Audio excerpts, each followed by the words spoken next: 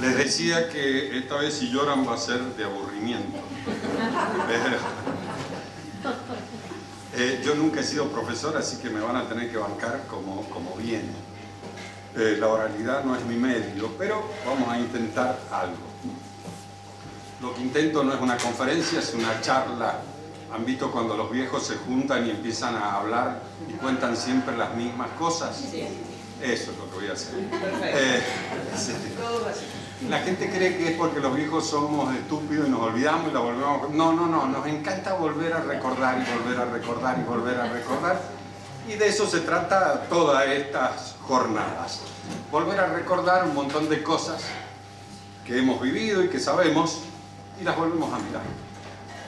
Espero que cuando se cumplan 20 años y ya los viejos estemos bajo tierra, hagan unas jornadas ustedes y vuelvan a recordar a este viejo que ha sido un hombre muy importante en un montón de cosas, en su trabajo intelectual fundamentalmente, y que yo no voy a hablar de su obra, ni soy el calificado, ni es el lugar, ni el tiempo, sino de algo que llamaremos un modo de ser, una forma de ser. Forma de ser que es de donde podemos sacar un cierto paradigma, porque esto hay que comérselo, un cierto paradigma para enfrentar el tiempo. Es decir, este hombre, con toda su sabiduría, ¿cómo enfrentó el tiempo? Su tiempo. Saquemos la nube literaria, que fueron sus pecados, sus debilidades. Bien lo expresó Elena, el carácter literario de su análisis, y en este carácter literario hay un par de debilidades modernas del viejo, la nostalgia, el rechazo del propio tiempo. Son dos notas típicas de la modernidad. Pero el viejo va a ser un pensador católico del realismo tomista, que no va a tener una de las notas más extrañas que vamos a poder observar en él es que, siendo un converso, en muy poco tiempo empieza a producir con una calidad, con una ortodoxia llamativa. No arrastra, por lo menos no las veo yo, que no soy un especialista, acá tenemos un especialista, pero no lo veo arrastrar el tipo de heterodoxias que van a arrastrar normalmente los conversos. Conversos son tipos embromados, sobre todo en el campo intelectual. Son más embromados cuando hayan producido algo intelectualmente anteriormente y entonces se les arma un queso. Papá no había producido antes queso, nada, tenía estos gustos literarios, sus locuras. Cuando empezaba con estas cosas literarias, la Tana Robelo le pegaba en la cabeza y le decía: andá a hacer las cosas serias. Mamá era de una vitalidad enorme, y el viejo, a partir de su conversión y de su casamiento, que es casi, ¿vieron que la conversión fue de pronto? El casamiento fue de pronto. Su amor fue de pronto, era un nómada, no, de pronto, pum, se afincó. De pronto nos encontramos con un intelectual, con un manejo de la filosofía realista, con un manejo del tomismo, con un conocimiento del mundo católico que realmente es llamativo. Quizás amerite una charla de alguien más por decir a qué velocidad produjo esto, por qué, cuál fue la cosa que se produjo. Muchas horas de estudio, calculo yo. Este hombre nostálgico, a partir de su conversión y de su casamiento, que es una especie también de conversión de su modo de vida, porque pasa de ser ese hippie nómada que va por aquí y por allá a ser un hombre casado, muy bien casado, muy feliz, funda una familia muy estable, se queda ahí, no se mueve nunca más, no sale ni a la esquina. Creo que el Trapiche fue lo más lejos que fue, y Facundo lo llevaba por ahí a Chile, pero más lejos que eso no fue a ningún lado. Tuvimos una vida familiar de una felicidad admirable, que normalmente se da cuando en la familia el matrimonio anda tan bien, se produce ese estado de felicidad. Bueno, el nombre que le puse a esta charla, que este mismo PowerPoint, no lo entiendo ni yo, pero lo hice a mano y ahora no sé qué puse, son los anteojos. Y después lo escribí y me di cuenta que era ilegible y lo empecé a recortar y tengo un rompecabezas que en cuanto se me pierda me chiflan porque estoy bien. El título de la charla, que es una charla de vuelvo a reír, es Pertenencias políticas, intelectuales y espirituales. Ya Rubén Calderón Boucher lo vamos a sacar, vamos a decir papá, es el viejo, estoy hablando de mi padre. Y sus pertenencias, acá sí tenemos que hacer una aclaración a qué nos referimos con pertenencias. El hombre antiguo, el hombre tradicional, nacía dentro de un estado, de un montón de pertenencias. Nacía en una familia, nacía en una región, nacía en una parroquia, digamos que en un entramado de obligaciones, en un entramado de relaciones enormes, no siempre ventajosas, hay ventajosas y las hay no. Pienso en Messire Henri de la Roche-Jacquelin, tenía 19 años, le tocaron el timbre y le dijeron, bueno, ¿sos el señor de la Roche-Jacquelin? Sí, bueno, te toca. Le quemaron el castillo, le mataron la familia, lo asesinaron a él, le tocó. Esas cosas, esas pertenencias naturales dentro de las que nacemos, nos marcan y son interpretadas por el hombre cristiano. Ya veremos cómo lo interpreta el hombre liberal, el hombre moderno. Son interpretadas por el hombre cristiano como las cosas dadas y puestas por Dios, por la providencia en su vida, y a partir de la resolución de las cuales él va a encontrar, ese hombre, las respuestas tanto existenciales, terrenas, digamos, por decir, y también las sobrenaturales, los resultados sobrenaturales. Ese desprecio o negación de la época que uno vive no es cristiano. Lo cristiano es que esto que se me ha dado, mi momento, mi lugar, mi familia, mi nación, todo eso es un paquete que tengo que tomar, que resolver, y con el cual en esa resolución voy a obtener una respuesta al porqué de mi existencia. ¿Qué quiso hacer Dios conmigo? Ahí están todos los datos. Esto es la forma cristiana en lo que el hombre ve su época. Gustave Thibon decía, no hay mejor tiempo que este.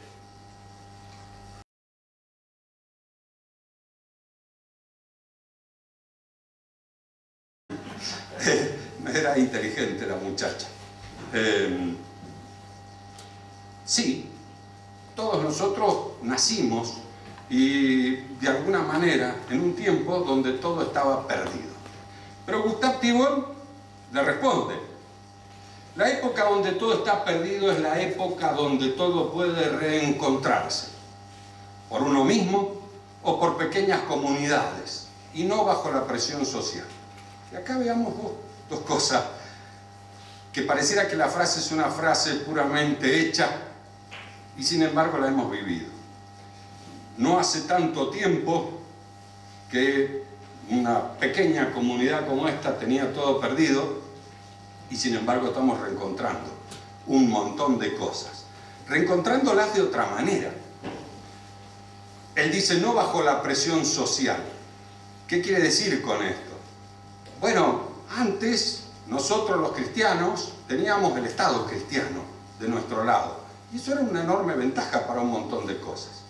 Pero se nos fue, no hay más Estado cristiano. Estamos a la intemperie, y ahí me sirven todos los datos que le ha aportado sobre la literatura gauchesca Elena. el gaucho está a la intemperie. Mi viejo celebra esa actitud del gaucho de estar a la intemperie, la valora. Estamos a la intemperie del Estado y en esa forma vamos a rehacernos. Esta pertenencia a una nación que está en una situación especial que le ha dado su tiempo. Él también aparece en una familia y va a aceptar esa familia en la que aparece.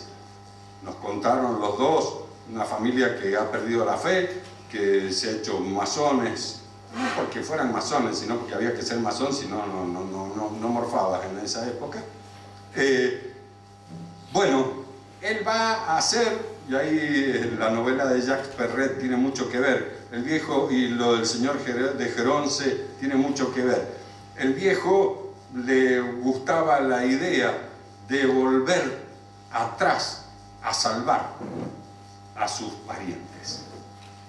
Bien, a los que habían muerto y sin la fe. Tenía esa locura que le viene y que la expresa en ese par de cosas. Bueno, él va a aceptar esa familia, va a hacer mucho por esa familia, rezar fundamentalmente.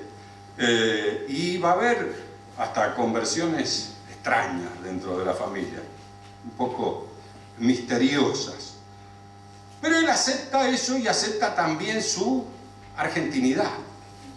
Y la acepta dentro de esa generación que va marcando Elena, esa generación nacionalista que ya va tomando estas puestas a través de los grupos nacionalistas que se vienen perfilando en el 40 y más adelante, y que van a ser una, digamos así, una actividad enorme. Pero veamos, es decir, tenemos condiciones o pertenencias naturales. Nacemos y está lo dado. En lo dado está la voluntad de Dios, está la providencia de Dios. Lo aceptamos en esos términos. No hay mejor tiempo que este, porque este es el tiempo en el que nos pone Dios. Pero además hay cosas que nosotros hacemos, no nos han sido dadas. Buscamos una mujer y nos casamos, armamos un equipo para jugar al fútbol, otro para hacer una empresa comercial, para hacer una empresa intelectual, para hacer una empresa política. Muchos de los que estamos acá estamos en una empresa de sostener el culto a Dios que se pierde, por ejemplo. Bien. Son opciones, son opcionales, sí, pero estas opciones no están tan lejos de lo natural. ¿Por qué? Porque se realizan con los que están, con los que pueden estar. Yo no elijo entre todos los habitantes del mundo o de la historia con quién voy a hacer esta actividad, por ejemplo, de sostener el culto. No, me tocaron, son ustedes. Algunos me caen bien, otros me caen mal, ni les digo yo cómo les caigo a ustedes. Pero aquí estamos. Y esta aceptación de la condición, de la pertenencia al grupo, es lo que hace al hombre tradicional, no al hombre liberal. El papá tiene una frase, dice: el respaldo familiar no solo aumenta las energías del individuo que se destaca, también las limita. Y así pone obstáculos a una proyección desmesurada. Todas estas asociaciones no son completamente libres, también están dentro de un plano, de una proyección providencial. De hecho, la historia tiene una proyección providencial. Cuando uno tiene la historia de un país y uno forma parte de un país, hay un mensaje que la providencia pone en la historia que nos deja. No nos pone en cualquier historia. Nos puso en esa historia que nos mostraba Elena, esa historia del gaucho, esa historia, la historia federal del siglo XIX argentino, de la cual la historiografía liberal y la curia mediocre que tuvo la Argentina no la ha rescatado, y fueron 50 años de un combate antiliberal, de un combate católico, lleno de mártires, lleno de héroes que valen muchísimo la pena y que el viejo va a rescatar. No es solo su literatura gauchesca, no, es la aceptación, es la valoración del mensaje que su historia le aporta. ¿Y por qué? Porque esa historia también es algo que Dios nos pone encima. El liberal va a romper con todas estas pertenencias. Para el liberal, él elige lo que se le canta. La sociedad es la creación de un contrato y lo hago en la medida en que me beneficia. Me caso y si me viene bien, bien, y si no, me rajo. Este país empieza a andar mal, saco el pasaporte italiano y me las tomo. No, el hombre liberal, dice papá, está en las instituciones como un polizón en un barco. Pero citando a Jean Paul Sartre, Juan Pablito Sartre, no Sastre, que ese era mi abuelo, era bueno, que era un hombre muy inteligente, pero muy maldito. Él decía que el liberal, el hombre moderno, está en las instituciones para traicionarlas. Y se jactaba de traicionarlas. Era un hombre muy lúcido, no andaba con vueltas. Sí, el hombre liberal entra a las instituciones ya traicionando, porque no pertenece. Porque pertenecer es aceptar ese cúmulo de ventajas y desventajas y saber que se va a aguantar hasta el final. El matrimonio, como decía mi hermana, que no era malo pero era muy largo, bien, se aguanta hasta el final.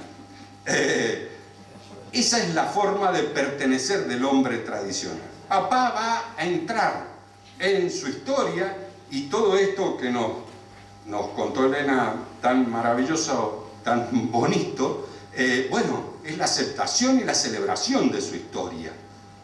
Esa historia gauchesca. Elena nos dice, amó su patria, amó su nación, sí, sí. Ya vamos a explicar esto cómo sigue, ¿no es verdad? Papá perteneció a una generación que dentro de lo literario, la generación política a la que perteneció es la del nacionalismo argentino. Él lo dice, que perteneció al nacionalismo argentino. Los historiadores del nacionalismo, Zuleta, lo dicen. Zuleta dice que en Mendoza había dos nacionalistas, papá y Guido Suárez. Ninguno de los dos era mendocino. Ya vamos a ver por qué. Los mendocinos no eran como para ser muy nacionalistas. Bueno, él va a pertenecer al nacionalismo y va a pertenecer de esta forma en el que él va a pertenecer a las instituciones en las que entra, hasta el final. En el medio, y si tenemos tiempo, vamos a ir viendo cómo ese nacionalismo se va destrozando, se va disipando en las distintas ataques que va sufriendo. Papá dice siempre que cuando uno ve una realidad, hay que analizar el enemigo externo y el enemigo interno, que son las falencias, las debilidades internas que lo van a matar, pero también el enemigo externo. El nacionalismo va a sufrir enemigos externos gravísimos, poderosos, y también enemigos internos. El viejo va a estar en el nacionalismo hasta que se muere. Cuando él era joven, todas esas revistas de las que habla Elena, era una cosa, digamos, que mejoraba a un académico el pertenecer, el escribir en todas esas revistas, muchas de ellas nacionalistas, porque el papá va a parar, algunas las va a dirigir. Tiene unas dos revistas que las tiene con Membiel, que Membiel lo usa él también un poco como armador de la revista y todo lo demás. Son revistas nacionalistas. Era prestigioso ser un nacionalista en ese tiempo porque el nacionalismo fue un movimiento de élite, no de masas, pero muy grande y muy penetrado en las élites sociales. Muchos jueces, muchos militares, muchos académicos, muchos profesores. Había una muy buena penetración. Ya nos vamos a enterar por qué los generales no llegaban y por qué los obispos no llegaban. Pero eso lo vamos a ver luego. Papá va a seguir perteneciendo al nacionalismo y escribiendo en la revista Cabildo cuando ya era un quemo. Era espantoso escribir en la revista Cabildo. No les digo a partir de Alfonsín, donde uno entraba rápidamente en los listados del antisemitismo, en los listados del antidemocratismo, y te hacían pelota por todos lados. A él le sacaron toda una serie de... Me acuerdo que echaron un profesor en Buenos Aires por dar en el curso un libro de papá, La valija vacía. Justo tocaba el nazismo. Él va a seguir escribiendo en Cabildo toda la vida. Él va a ser nacionalista hasta el final, cuando ya todos han rajado por cuerda. Yo escribí un par de artículos porque me lo mandó él. Es la única vez que me trataron de escritor. Me pusieron una lista de escritores antisemitas. Me gustó. Por fin alguien dice que soy escritor. Pero bueno, al viejo hizo el descargo de su escritor, de ser acusado de escritor antisemita en la misma revista Cabildo. Eso es la pertenencia. Eso es la pertenencia. No se eligen, los ha elegido Dios, aquellos con los cuales vamos a navegar. Tampoco la mujer se elige de entre las 100.000 millones de mujeres. El hombre liberal sí cree que la puede elegir. Uno se casa con una japonesa. Hace poco unos amigos venían de España, de una familia española. Uno estaba casado con una coreana, un español, el otro con una negra africana y el otro con una muchacha de acá de Mendoza. Y les parecía maravilloso. Van a durar lo que un pelado en la nieve, pero era fantástico. Habían roto con todas las posibles pertenencias. No, esa capacidad de soportar, dice San Pablo, ¿no? Soportados. No, esa capacidad de soportar esa pertenencia en la que Dios te pone con aquellos que son los mejores de tu época, los que tienen, digamos así, los que te ha dispuesto alrededor y con los cuales tenés que apechugar la que se viene. Papá fue así. Muchos de ustedes se lo van a acordar al gran catedrático, al gran escritor del libro, dando charlas en la calle San Juan, en ese garaje que armamos para dar la misa, a 5 tipos. Leo era uno. Y sí, y él perteneció a eso y siguió. Y dio charlas, después nos tocó en la otra capilla. Bien, de la misma manera él es un argentino. Elena lo señala como un intelectual argentino perteneciente a una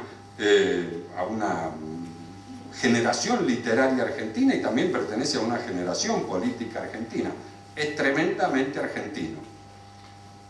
Argentina existió. Hay modas de que Argentina no existió. Sí, sí existió. El Papa da cuenta de ello, Castellani da cuenta de ello y miles dan cuenta de ello. Hemos tenido una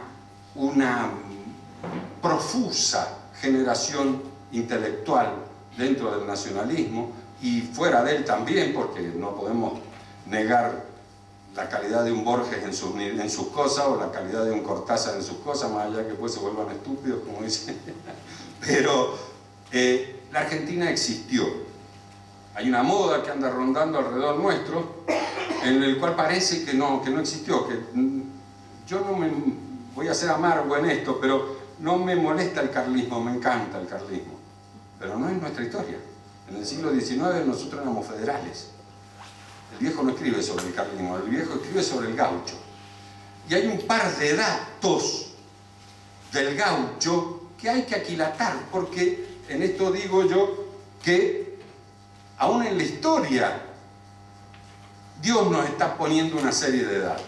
El viejo resalta ciertas condiciones del gaucho que van a ser fundamentalmente, lo repite la palabra varias veces, esa capacidad de soportar la soledad y la intemperie. Ya habíamos visto en Gustave Thibon, hemos quedado a la intemperie del Estado, hemos quedado en soledad y a la intemperie del Estado. El gaucho queda a la intemperie y tenemos que aprender a vivir esa intemperie. El viejo vive esa intemperie en su vida. Dentro de lo bueno que fue vivir con él, hay momentos que fueron amargos. Ni les quiero decir que algo se habló del momento en que este señor se le ocurre hacerse lefebrista. Esto, a papá le gustaba el término integrista, no lefebrista. Pero el enemigo siempre gana cuando se trata de rotularte. El enemigo lo que quería decir con lefebrista es: ustedes tienen una adhesión a una persona y esto es mucho más importante que una persona. Gracias a Dios, con el tiempo, lefebrismo significó fidelidad a la iglesia y ya está, listo, lo aceptamos, encantados, somos lefebristas. Bueno, cuando papá entra en eso, el cuento de la valija vacía lo veo allá Diego.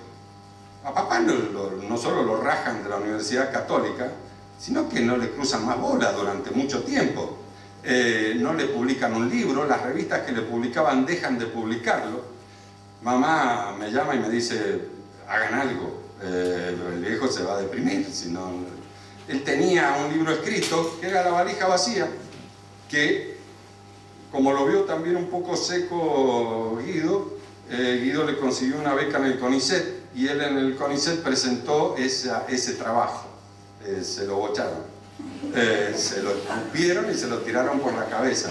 No cumplía ninguna de las condiciones formales de un trabajo del CONICET, y es más, su opinión eran a bocajarro como eran las de él, y todo el listado de bibliografía estaba en la cabeza de él, pero no lo había puesto. Bueno, lo echaron. No tenía dónde... Con Diego teníamos un tipo que nos vendía libros jurídicos e inventamos que él tenía ganas de editarle. Ediciones Jurídicas Cuyo se llama la edición de La valija vacía. El pelado no tenía ni idea lo que estaba editando. Puso unos mangos Diego, otros mangos el ingeniero Roelo, y editamos La valija vacía. La tapa la pintamos a la carbonilla. Hicimos 500 volúmenes, ¿no? Era... Bien. Me acuerdo que el editor que vendía libros jurídicos le llevó el libro, porque no sabía lo que tenía en la mano, a Pedro Lela, que era el abogado de... el Pelela, era el abogado del obispado. Y Pelela le dijo: saque esto de acá, y lo tiró, y el tipo vino desesperado y me dice: ¿qué me has hecho publicar? Estaba desesperado. Bueno, el único que... esa es más o menos, estamos hablando de la década del 80. En la década del 80, este señor estaba, cuando se ordena, está en ese lío, los echa a patadas, viejo, nadie le publica. El único que le está publicando en una revista es Guido, que sacaba una revista que se llamaba Estos, de filosofía jurídica. Y el viejo le decía: Guido, mis artículos no tienen nada que ver con tu revista. Y Guido le decía: mire Rubén, si yo hago una revista de agronomía voy a publicar un escrito suyo. Dice: siempre, en la revista que yo haga voy a poner un artículo.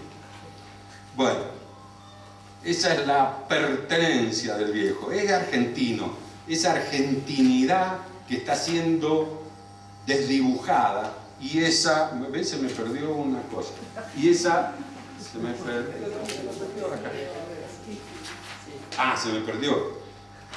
¿Saben qué se me perdió? Cuando Gustave Thibon habla de este estar al desamparo, y de este desamparo que se cura en esta recuperación de pequeñas comunidades que vuelven a reconquistar. Qué lindo no tener el Estado encima. Una de las cosas que Gustave Thibon dice: está bien, es muy bueno que el Estado sea católico, pero ustedes saben lo que es no tener más nada que ver con todas las añadiduras que supone el poder, y dedicarse a lo esencial. Cuando estaba viendo esto me acordé de que tenía en un cajón un poema de Alfredo Bufano. Yo soy muy simple en mis gustos estéticos y Alfredo Bufano me gusta. Quédate tú con la ciudad de Isida, con el petróleo y la literatura. Déjame a mí esta vida simple y pura, llena de Dios cual toda mejor vida. Quédate tú con la palabra dura y el agrio gesto de la faz manida. Déjame a mí la tez toda curtida del sol y la palabra de ternura. A ti el brebaje, el odio y el veneno, a mí el amor en valle florecido, el agua, el ave y el dormir sereno. A ti el hombre en demonio convertido, a mí este corazón fraterno y bueno, de la paz, del silencio y del olvido. Es lindo. Bien, el Estado se nos fue. Chao. No hay más Estado católico, además no hay más Estado. Hay una anécdota de mi hermano Peque graciosa. Un padre de la fraternidad lo llama y le dice: doctor, quiero que dé una charla sobre la pena de muerte, que el Estado tiene el derecho a poner la pena de muerte. Peque le dice: no, el Estado es de los otros. No le voy a dar el argumento con el que me va a matar a mí. Hay gente que no se ha enterado que el Estado es del enemigo. Sigue respetando hasta los semáforos, que no habría que respetarlos, pero bueno, por no chocar el auto. Bien. A ver, ¿a dónde me estoy perdiendo? El nacionalismo. Bien, ¿qué es el nacionalismo argentino como modo de ser? No estoy hablando como cuestión intelectual, no, como modo de ser. El nacionalismo argentino no tuvo un jefe acá. Eran distintos grupos, tuvieron distintos momentos, ya Elena algo habló de eso. Pero había un jefe intelectual, y era Morraz. El nacionalismo, su segunda naturaleza es Morraz. Es el morrazianismo. Es toda esa gesta que hizo la acción francesa en Francia, que le dio el tono a todo esto. Todos los nacionalistas reconocen en Morraz su paternidad intelectual, sus ideas y su modo de ser. Ahora vamos a ver cuál era este modo de ser del morrazianismo. A ver, ya me perdí. 4, morrazianismo. Papá está empapado de esta forma de ser que será la esencia del nacionalismo argentino. Es una forma de ser que en algunos no va a pasar del bigote y de la cara de Milico, pero que implica una serie de notas. En primer lugar, esa idea de que hay una reacción de un grupo de élite, de los mejores, frente a un hombre moderno que la revolución ha puesto en el poder y que es asqueroso. A ver si nos entendemos. Hay una primera reacción, hay una forma de ser que ve lo que ve y le da una repugnancia enorme. Les va a pasar a muchos, como decía Elena de Solá: seré peronista, pero esto que veo es asqueroso. Les da asco. Esta primera reacción es una forma de ser que ya vamos a analizar cómo se da en cada una de las personalidades y de las dimensiones. ¿Por qué este hombre que en el siglo XIX, este hombre de la revolución, todavía podía invocar el haber sido seducido por las ideas de la ilustración, etcétera, etcétera, y todo este cuento, ya en el siglo XX es un corrupto? Es un tipo que está ahí sin ninguna convicción de nada, está por interés, está porque es un mercenario, está porque quiere morfar, está porque no se aguanta la intemperie, y hay un montón de estas razones por las que está, y es deplorable. Es un hombre al que un hombre de bien, al que un hombre de honor no le dirige ni la palabra. Bien, ahí vamos a ir dibujando, después vamos a redondear, vamos a ir dibujando una nota de este nacionalismo y de este hombre que reacciona con desagrado frente al hombre moderno, que reacciona con desprecio frente al hombre moderno. Y hay notas de desprecio divertidas, porque yo les iba a decir: miren, está el desprecio de... a ver, por acá está el desprecio. Está el desprecio clásico. Bueno, uno no dice este hombre es asqueroso. Está el desprecio clásico, némesis. Némesis es necesaria en la sociedad. Horacio dice que cuando ya en la edad de hierro las sociedades se han corrompido, que sería su apocalipsis, némesis, que es el desprecio y la vergüenza, se van a ir. y entonces van a andar todos mostrando sus chancros en la televisión, que es lo que nos está pasando. Como no hay desprecio y como no hay vergüenza, esto anda para todos lados. Bien, este desprecio es el que va a encarnar esta clase como primer reacción, como modo de ser. El desprecio ante el hombre de la revolución, que es vulgar, que es de origen vulgar, que es de costumbres vulgares, que es coimero, que es un interesado, que se lo deja seducir unas ideas estúpidas, nuevas, que tira la historia de su país por la ventana. Bien, Elena nombró que dentro de esta generación estaba Oliverio Girondo y que Oliverio Girondo era medio raro en hacer sus poemas. El padre Trejo no va a estar muy de acuerdo con el poema de Oliverio Girondo, pero lo usamos un pequeño párrafo para que vean esta actitud en toda una generación de desprecio hacia ese hombre. Que al salir a la calle hasta los faroles te corran a patadas. Que un fanatismo irresistible te obligue a prosternarte ante los tachos de basura. Y que todos los habitantes de la ciudad te confundan con un meadero.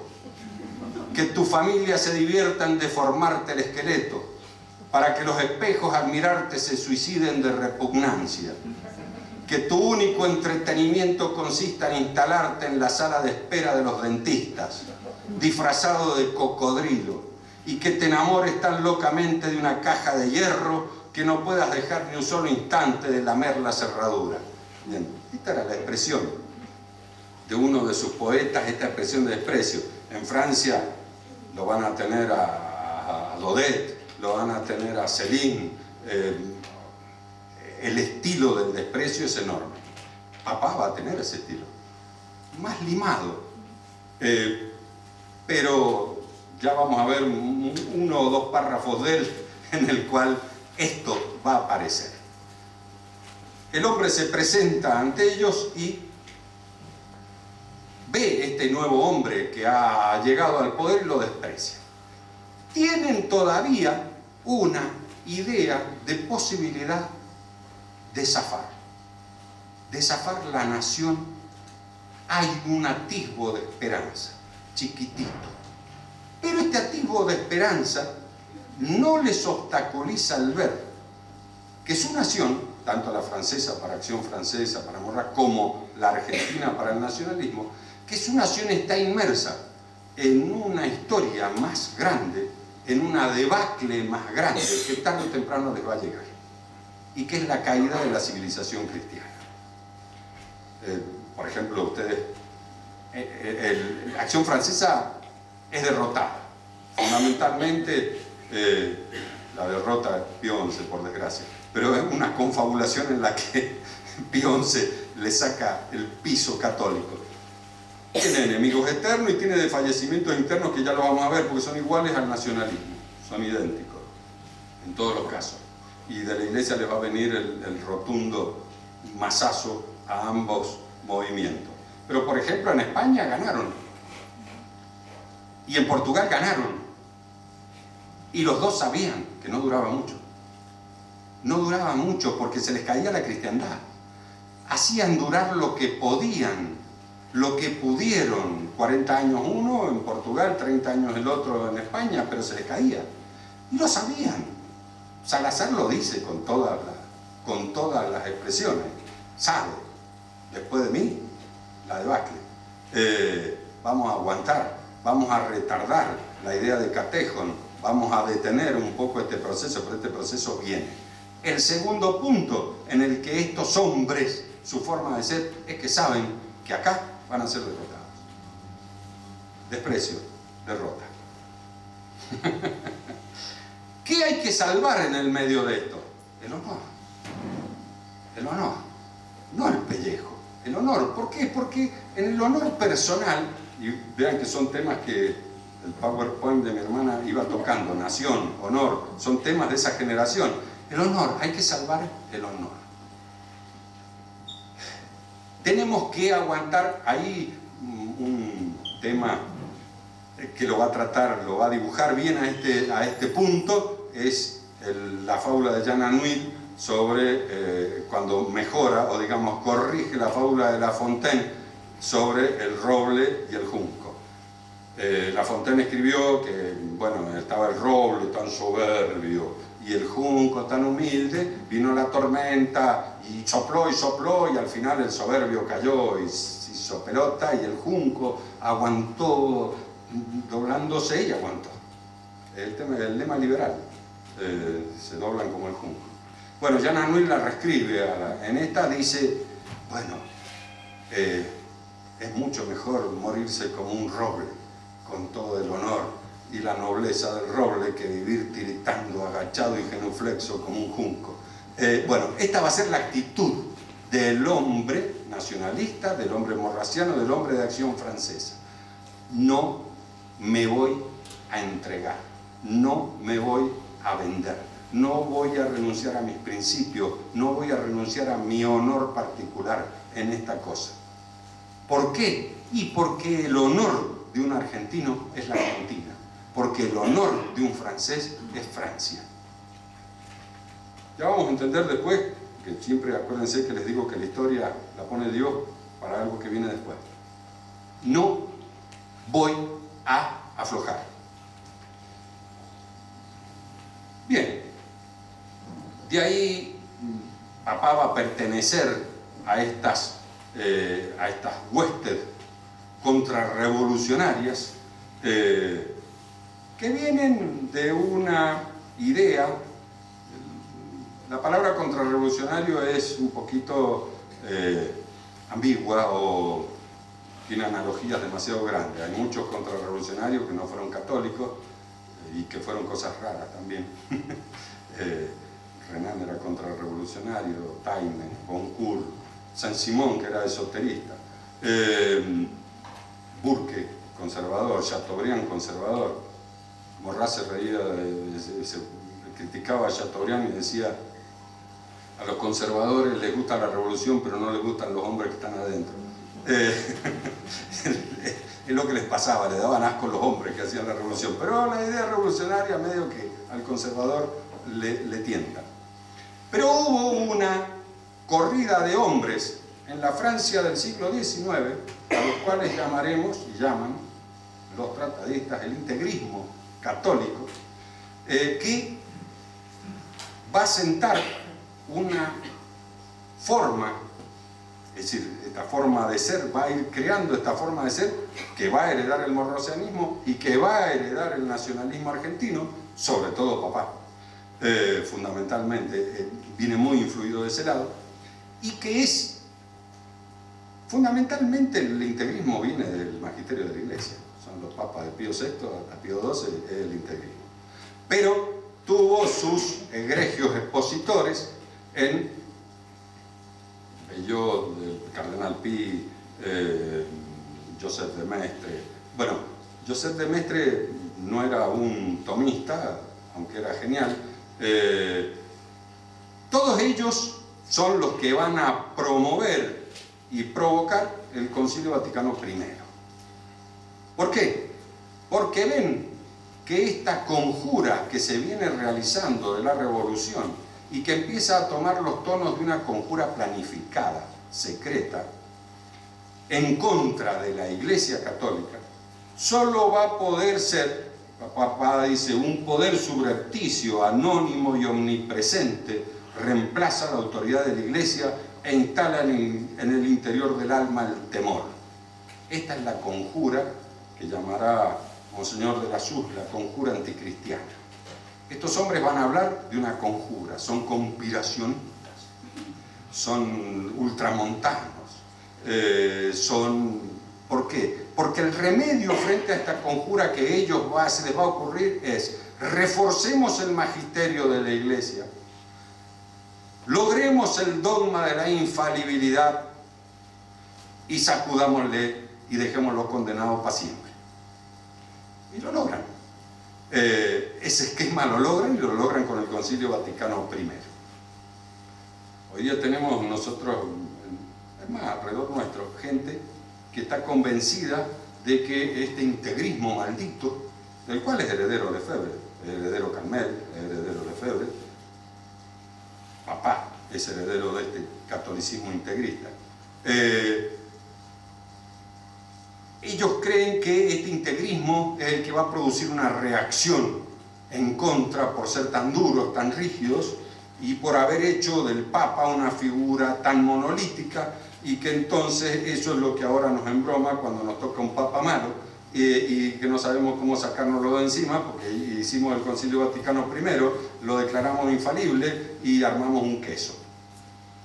Ellos nos echan todas estas culpas de todo este proceso que fue realizado. Esos son gente que sigue a un mariconazo que se llama Bouillet, un luterano mal convertido. Bueno, había algunas exageraciones dentro de las líneas del integrismo, de la contrarrevolucionario, algunas salidas, pero fundamentalmente la nota que va a heredar papá y que va a venir por esa línea es la nota de la dimensión sobrenatural de lo político. ¿Por qué? Porque nosotros dijimos que está el desprecio, la derrota, el honor. 3 notas. Una actitud de desprecio frente al mundo que le toca, a la gente que le toca vivir este estado enemigo, un conocimiento de que viene la derrota, tarde o temprano esto llega. Hay que salvar el honor personal, hay que salvar el honor también nacional, en el honor personal, en la persona salvamos el honor de todo, y todo esto tiene una dimensión sobrenatural. Esta batalla tiene una dimensión sobrenatural y estamos batallando contra fuerzas sobrenaturales.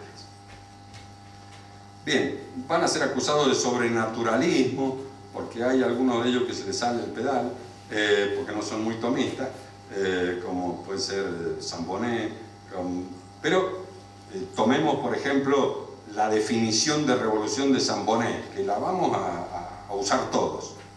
El mal es religioso, la revolución es religiosa, el remedio es religioso, no sanaremos más que religiosamente. El viejo adhiere a esta el viejo dirá, un filósofo cristiano que hace de cuenta que no hay revelación de Dios para poder especular de acuerdo con una razón libre de compromisos sobrenaturales, podrá ser un excelente razonador, pero indudablemente ha dejado de ser cristiano en la línea de su reflexión metafísica. En verdad razona sobre un universo que ha perdido el sentido de su significación más profunda. Hay una dimensión sobrenatural, va a haber una revancha sobrenatural, va a haber una vindicta sobrenatural. Dios se va a vengar de estos tipos. No es que estén esperando su condena, pero esto existe. Y va a haber una victoria para el que conserva este honor, que está más allá, quizás, de esto que estamos viviendo. Veamos, por ejemplo, esto es revista Retorno, año 1963. La editorial la escribe papá. Hoy agoniza en la Argentina el mito de la democracia liberal, engendrando y protegiendo al mito marxista. Estamos con el nacionalismo entrando en ese periodo en el que ha terminado la década infame, que nos contaba Elena. Los ingleses pasan a segundo plano, ahora el enemigo externo va a ser Estados Unidos. El imperio norteamericano tiene...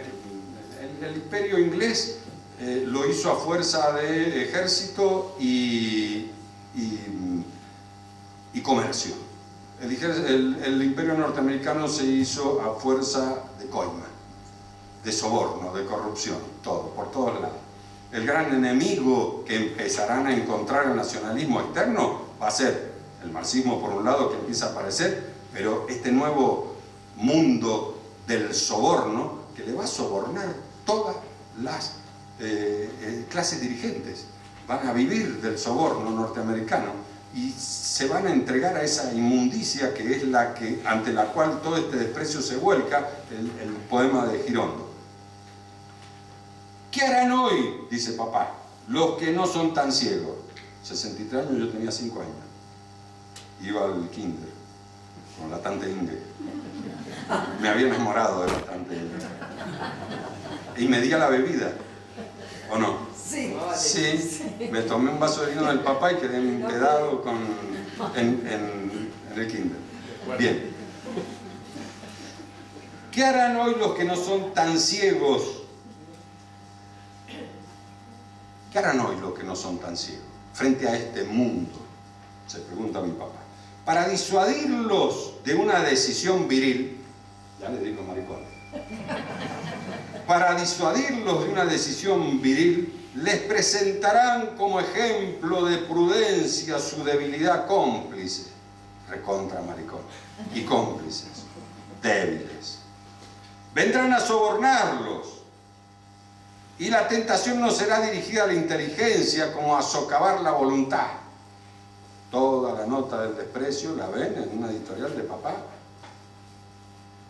en sus años mozos de recién casado. Pero ya dijimos que estas son épocas en que solo se equivoca el que quiere. Presumimos que los mejores no querrán. Sigue el desprecio andando, ¿no? ¿Verdad? Solo se equivoca el que quiere, no me vengan. ¿Cómo es que decía el chavo? No me vengan con que a Chuchita la bolsearon. No me vengan. Esto es, ustedes saben muy bien.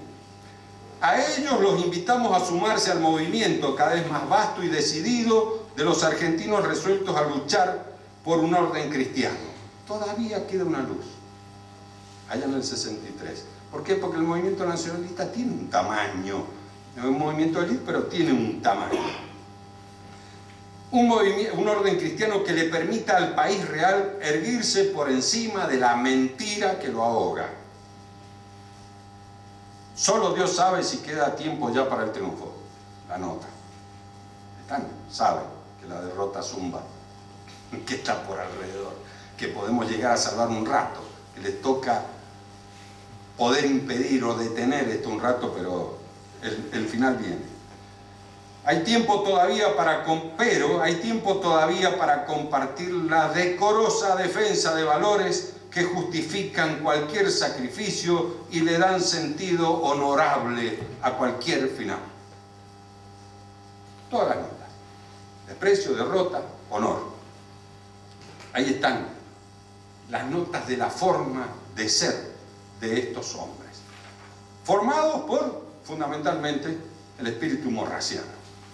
El que ya haya visto una de las fotos de Morraz y los capos de la acción francesa caminando por el medio de la calle rumbo al ministerio a decirle al ministro que si sacaba una ley le iban a pegar un tiro, y lo metieron en cana después por amenazas, y todos con una jeta así y con una cara de...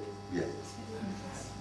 Hay este desplante en el desprecio. Hay un desplante, me sobra honor, estoy sobrado, hay un desplante en el desprecio frente a este mundo. Lo vamos a ver lindo en el poema de Gallardo que hace sobre el corte de manga en Malvinas. Ahí está ese desplante. El tipo le queda resto, ha sido derrotado, pero no ha sido derrotado en su honor.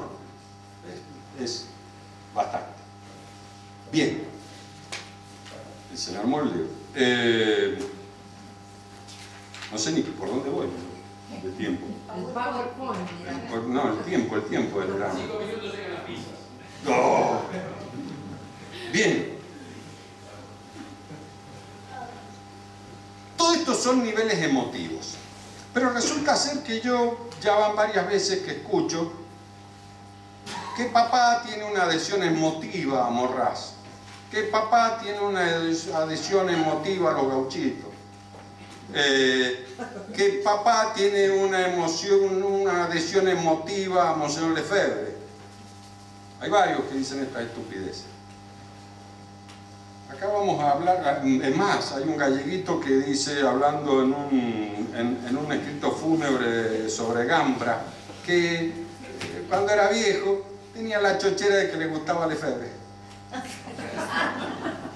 El Monseñor Numantino. Bien. Stendhal, le dijeron una cosa de Stendhal, le gustaba mucho, no la veo a Clarita, le gustaba mucho a Alberto. Stendhal se hizo famoso, y ahora es parte de la psicología, el síndrome de Stendhal, ¿Por qué? Porque un día entró a la iglesia de la Santa Croce en Florencia y la vio. Cayó de rodillas y se puso a llorar. Un estado emotivo tremendo frente a una obra de arte. Entonces, ¿qué emotivo Stendhal? ¿Qué emotivo el papá? Entonces Stendhal dice, no, miren, no soy un pavo. Hay 4 dimensiones frente a una obra de arte. Por ejemplo, el cuadro es feísimo. Pero se parece al José Fernando Comadrón. Pero hay 4 dimensiones frente a una obra de arte. La primera es emotiva. ¿Me gusta o no me gusta? Piensen en La Piedad, por ejemplo. ¿Me gusta o no me gusta? Hay un segundo nivel argumental. Hay un argumento.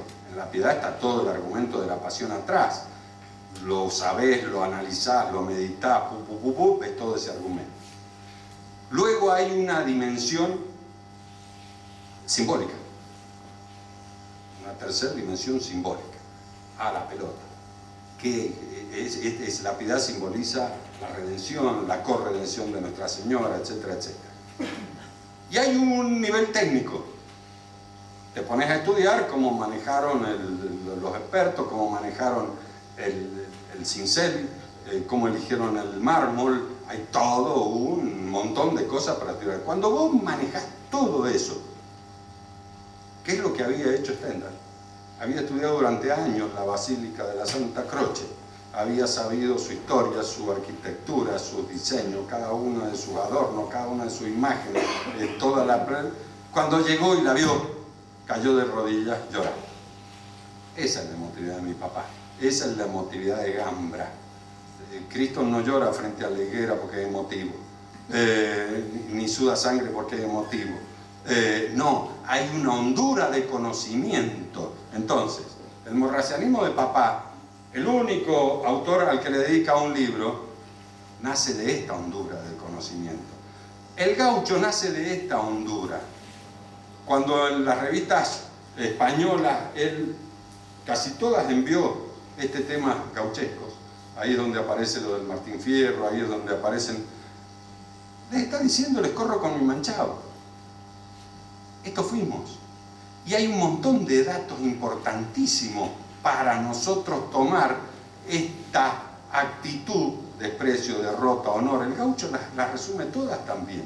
Está el honor de Don Segundo, está la derrota del gaucho, está ese desprecio frente a ese otro mundo, expresado de otra manera, ¿no es verdad?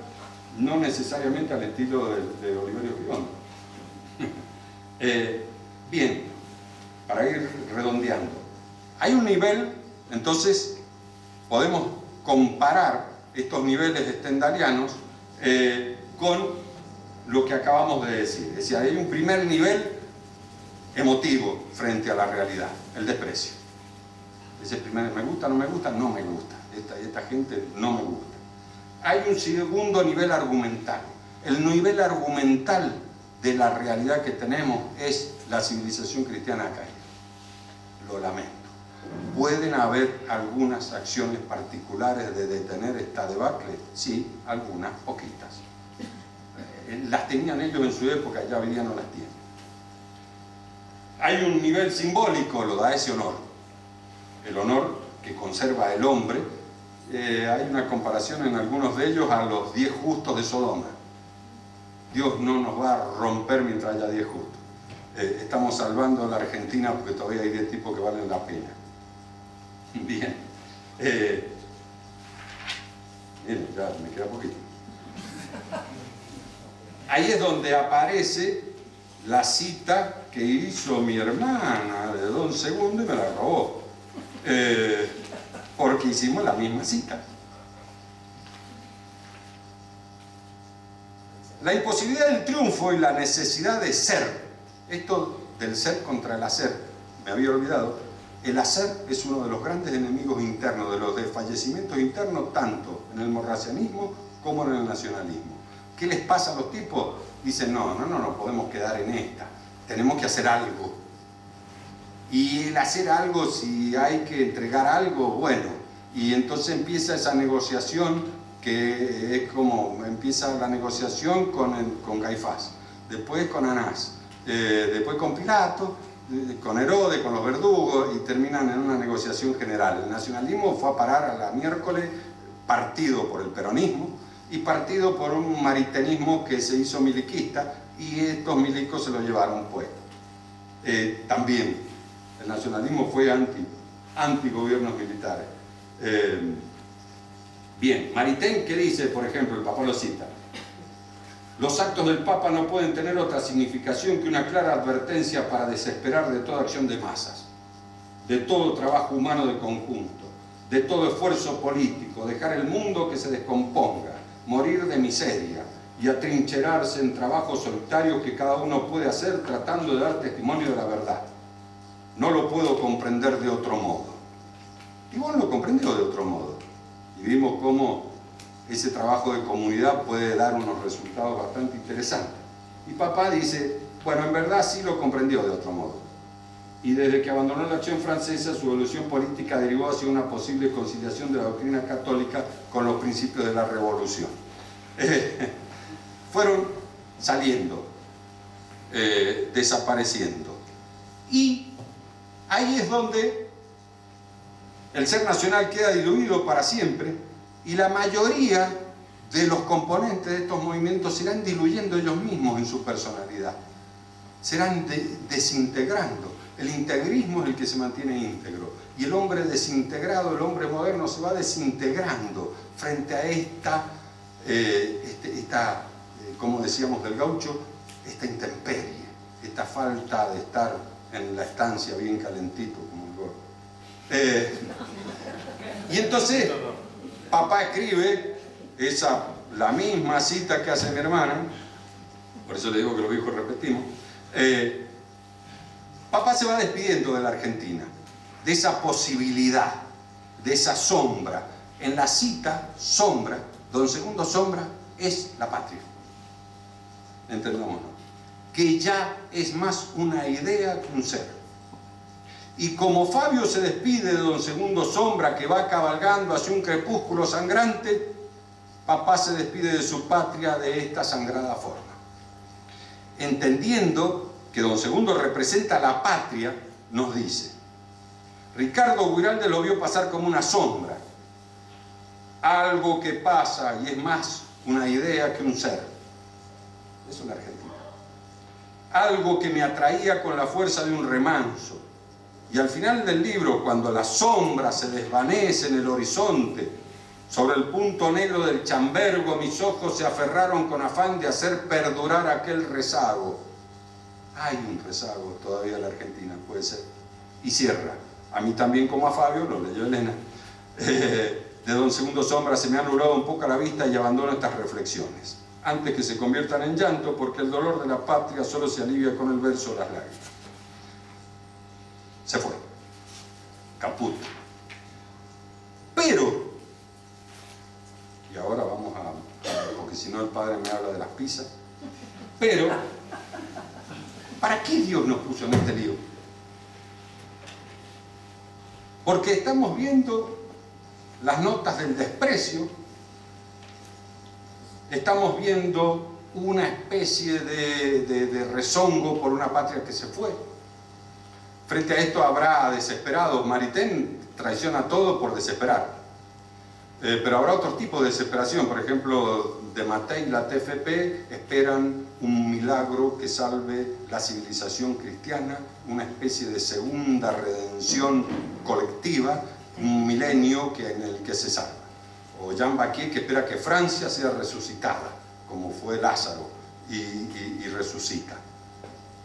El padre Carmel, en su teología de la historia, nos cierra bastante toda esta salida y nos dice: miren, muchachos, si no les sirvió el gran misterio de la redención, problema de ustedes, no esperen otro. Era ese. Pero ahí es donde aparece el lefebrismo como el final de esta historia. Es decir, ¿para qué nos entrenamos en esta intemperie? ¿Para qué nos entrenamos en esta derrota? ¿Para qué nos entrenamos en este honor personal de aguantar? Y en esta esfuerzo técnico, por decirlo de alguna manera. Estamos hablando de los 4 puntos, de los 5 puntos. Ahora estas notas se van a dar, nos vamos a encontrar con que el combate es por una patria que no muere, la Iglesia. Pero que va a tener su derrota como lo tuvo Cristo en la cruz. Va a tener su derrota, no les digo en el lefebrismo, a Monseñor Lefebvre cuando es excomulgado y donde juega ahí toda su suerte. Que me permitan un minuto. Políticamente, el hecho de que le produce la excomunión a Monseñor Lefebvre, que es la ordenación de obispo, es una torpeza política monstruosa. Eso lo va a denunciar Maritain y lo va a denunciar Ayuso también con el término de numantino. Se suicidó. Ellos sabían que en la historia la acción francesa, en cuanto recibió el castigo de la excomunión, caput. El nacionalismo argentino, cuando la Iglesia se le hizo, en vez de contrarrevolucionaria progresista con el Concilio Vaticano II, sabía que estaba en caput y se terminó el nacionalismo argentino con el Concilio Vaticano II. Se fueron, la terminaron. Lefebvre volvía a cometer el mismo error. Lefebvre volvía a hacerse comulgar, era cantado. Pero acá volvamos a la dimensión sobrenatural de lo político que hablamos, propia del integrismo. Si lo habrán gritoneado al padre Álvaro Calderón porque le pretende dar a lo político una dimensión sobrenatural en su fin. Sobre todo las críticas de españoles, a los cuales ya Suárez se le había quitado en su eficiencia, así que sin causa eficiente indudablemente tampoco en la causa final.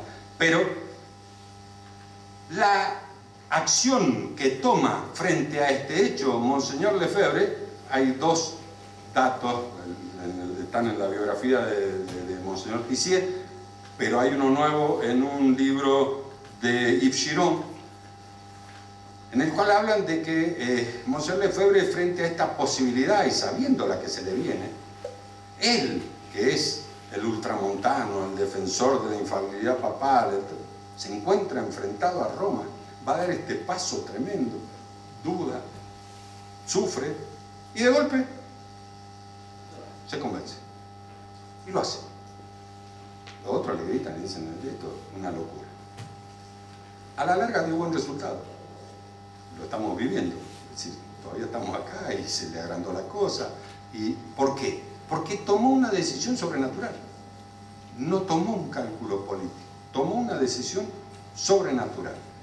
Se dan en él todas estas notas de nuevo. El desprecio es el desprecio del mundo, ya no el desprecio de Oliverio Girondo, es el lindo desprecio del mundo que hace el desprecio de Cristo para Herodes, es el desprecio cristiano. La derrota es la cruz, ¿sí? Y es la excomunión en el caso de Monseñor Lefebvre. El honor, sí, el ser y no el hacer. El ser, Monseñor Lefebvre va a decidir actuar por el ser del sacerdocio, por salvar el ser del sacerdocio sin preocuparse en qué está pasando o qué no está pasando. Todas estas tomas de decisión que hace con carácter sobrenatural, si nos fijamos, son exactamente las mismas que hizo el nacionalista y son exactamente las mismas que hizo la acción francesa, el morracianismo. Las mismas notas, la misma actitud. De hecho, van a ver que a Monseñor Lefebvre lo van a acusar de morraciano. Y él en un interview dice, mira, nunca leí a Morras.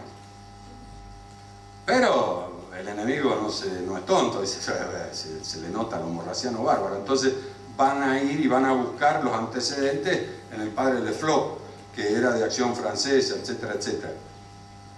No, era la reacción católica. Lo fue en Morras, lo fue en el nacionalismo y lo fue en Lefebvre, la misma reacción, lo que pasa es que en distintos niveles. Uno fue en la patria y muchos de los nacionalistas que no cayeron maduros en la actitud de Monseñor Lefebvre frente a la revolución que entraba en la iglesia, resulta inexplicable, porque tuvieron que cambiar de actitud.